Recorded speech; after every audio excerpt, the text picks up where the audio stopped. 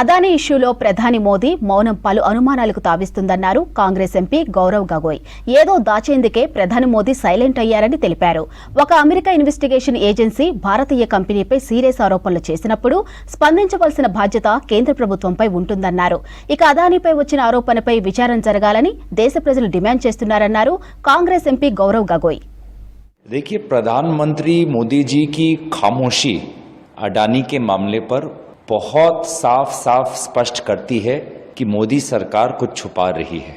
नहीं तो अगर एक अमेरिका की जांच एजेंसी किसी कंपनी पर इतने गंभीर आरोप लगा रही है तो भारत सरकार का ये कर्तव्य बनता है कि वो खुद उस जांच में शामिल हो।